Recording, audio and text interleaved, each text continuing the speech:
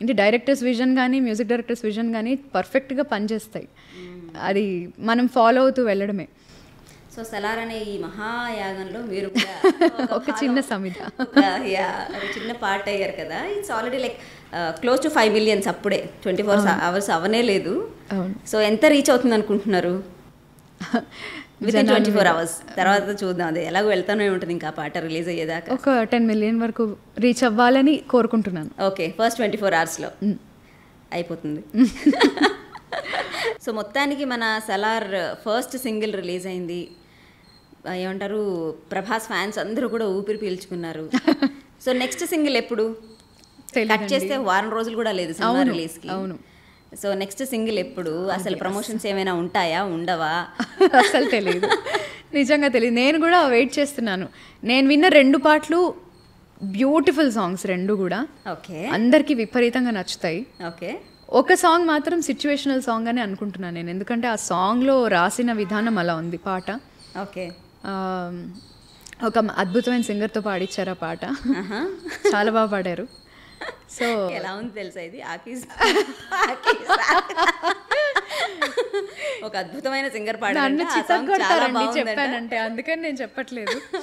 But అందరూ wait చేసి ఆ పాట వింటే బాగుంటుంది. అది అద్భుతమైన సిచ్యువేషన్. ఆ సిచ్యువేషన్ లేదు, ఆ సిచ్యువేషన్కి అందరూ కాలర్లు ఎగరేసుకుంటారేమో అనేది నా ఫీలింగ్.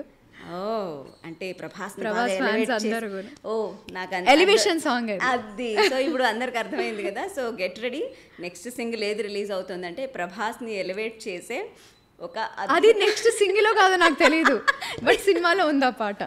ఓకే, బట్ ఎనీవే రిలీజ్కి చాలా దగ్గరలో ఉన్నాం కాబట్టి నెక్స్ట్ డెఫినెట్లీ ప్రభాస్ని ఎలివేట్ చేసే సాంగే రిలీజ్ అవుతుందని. ఇంకా జోక్ ఏంటంటే, ఎక్కడ మ్యూజిక్ వింటే మరి నాకు కూడా తెలిసిపోతుందేమో, వాళ్ళు వెనకాల కీబోర్డ్స్ ఏం పెట్టకుండా జస్ట్ ఒక కీబోర్డ్, జస్ట్ ఒక కార్డ్ వేసి పంపించారు ఆ రోజు పాటని నేను పాడించేటప్పుడు, ఆ పాట విన్నప్పుడు నేను. సో అది ఎలా వాళ్ళు నాకు అంటే లిరిసిస్ట్ ఆ రోజు కూర్చొని ఆయన ఎక్స్ప్లెయిన్ చేస్తున్నారు సీన్, నాకు ఇలా ఉంటుంది అని చెప్తున్నారు. అబ్బా అనిపించింది నాకు ఆ రోజు ఆ పాట లిరిక్ వింటుంటే. ఓకే, సో మేబీ అది థియేటర్లో నేను కూడా ఎక్స్ప్లెయిన్ వినాలి. లిరిక్స్ గుర్తు, అసలు నిజంగా నాకు ట్యూన్ కూడా గుర్తులేదు ఇవాళ. అది 2 సార్లు పాడించాను వెళ్ళి, ఒకసారి కరెక్షన్ పాడించాను, ఒకసారి ఫుల్ సాంగ్ పాడించాను వెళ్ళి. అది నాకు అసలు గుర్తు కూడా రావట్లేదు. అరే ఏం పాటరా అని. పాట పేరు తెలుసు కానీ అది వద్దులేండి, చెప్పొద్దు. చెప్పొచ్చు కదా. అమ్మ వద్దండి. ఒక ఫీమేల్ ఓరియంటెడ్ సాంగ్ అంటే ఈ మధ్య కాలంలో అయితే వెరీ రేర్. అవును, అసలు ఒక ఫీమేల్ సింగిల్ అనేది. అవును. సో అంటే మేల్ డామినేటెడ్ మూవీ అవ్వడము. ఎగ్జాక్ట్లీ. అందరూ ఎక్స్పెక్ట్ చేసేది ఏంటంటే, ఓకే ఇది ఫ్రెండ్షిప్ని ఎలివేట్ చేస్తున్న సాంగ్, ఇది మేల్ ఎక్కువ ఉంటుంది అని అనుకుంటారు. బట్ అది ఫీమేల్లో చేయడం, ఒక మదర్ సెంటిమెంట్ని అందులో పెట్టడం, అది చాలా చాలా రేర్. ఈ మధ్య వస్తున్న పాటల్లో ఫీమేల్ తక్కువగా వస్తున్నాయి, వచ్చినా కూడా ఇలా ఇంత బాగా రిసీవ్ చేసుకుంటున్నారు జనం. ఎలా అంటే ఇప్పుడు మీ చుట్టుపక్కల ఉన్న వాళ్ళందరూ కూడా ఇలాంటి ఒక మెగా ప్రాజెక్ట్లో పాడుతున్నందుకు డెఫినెట్లీ హరిణికి బోల్డ్ అని కాంప్లిమెంట్స్ వచ్చే ఉంటాయి కదా. కాంప్లిమెంట్స్తో పాటు చూడు ఇంకా నువ్వు స్కై రాకెటింగ్ అయిపోతావు ఈ సాంగ్ అలా అంటుంటారు. నేను అందుకే మొత్తం మెసేజ్ చదవను.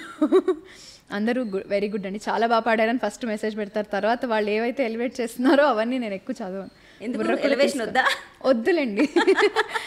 నాకేం వస్తుందని కాదు కానీ ఓకే, ఇక్కడికి చాలు. నెక్స్ట్ ఇంకా ఏదైనా ప్రాజెక్ట్ వస్తే డెఫినెట్లీ వర్క్ చేయడానికి రెడీ. ఓకే, సో ఎప్పుడెప్పుడా అని సలార్ గురించి ఏం అప్డేట్ బయటకు వస్తుందా అని ఎదురు చూస్తున్న వాళ్ళందరికీ ప్రమోషన్స్ కానీ లేదా ప్రీ రిలీజ్ ఈవెంట్స్ కానీ ఏమీ లేకుండా ఒక సింగిల్ రిలీజ్ చేశారు. అండ్ అది పాడిన హరిణి ఇక్కడే ఉన్నారు. కానీ దానికి సంబంధించి ఇంకేమైనా డీటెయిల్స్ చెప్తారంటే ఏమీ చెప్పండి, జిప్ వేసుకొని ఉన్నారనమాట almost. Thank you very much Harini, it was wonderful having you. Thank you so much అండి.